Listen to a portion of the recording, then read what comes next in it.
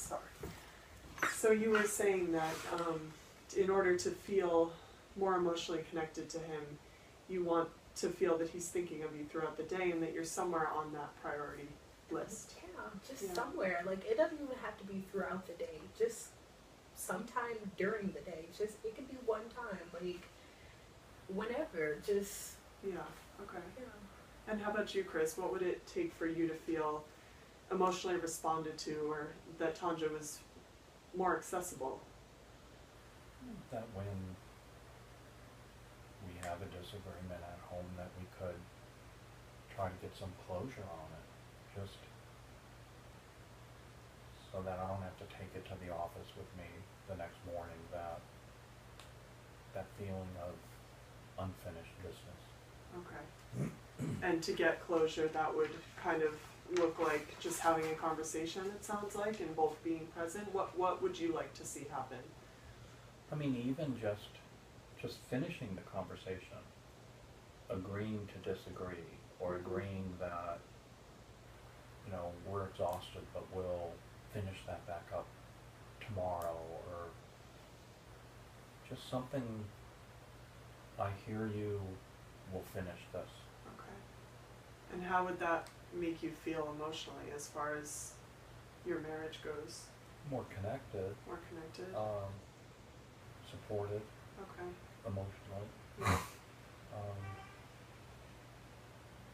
I mean, it sounds like both of you are looking for more security and just that kind of feeling that you're emotionally safe and that this is a safe place for you guys to move forward and have that kind of connection. And I think it does take, you know, a little bit of compromise on both sides of letting each other know, you know, in Tanja's case, it sounds like she's looking to be reached out to, and funnily enough, Chris kind of wants the same thing, you know, he's looking for a conversation about disagreements as they come up. Yeah, I suppose I could improve a little bit in that. My dad always called my mom during lunch just to check in with her, and I always thought that was kind of silly, but yeah, but maybe it's not so silly when you're at home all day. Tanja, would that help you feel more connected? It really would. That's all I'm asking for. That's all I want. And how about you, Tanja? What is something you could do for Chris, do you think, to reach that? You know that arguing, especially while you're upset, it's usually not good. And that's why I try to walk away from things. Like, I'm not trying to ignore you completely. It's just that I don't want to go into something while we're still upset. Like, that's when you say the most hurtful things, and it's when you're really upset. So, like, it's not that I don't plan to ever, like, talk about it again or address something, but we don't ever really talk past that. So you feel like you might just need a moment to gather your thoughts before you go in? Would that be okay with you, Chris? Yes. Okay. It would be.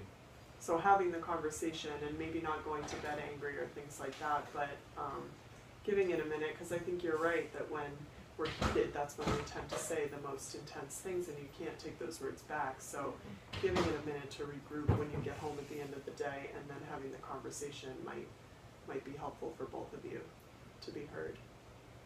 Okay, so it sounds like you guys just both really want to reach your partner and then feel safe in your marriage moving forward. Is that correct? Okay.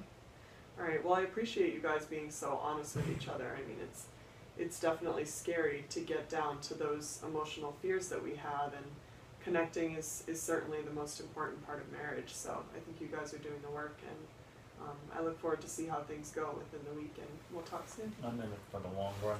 All right. That's wonderful. Thank you guys.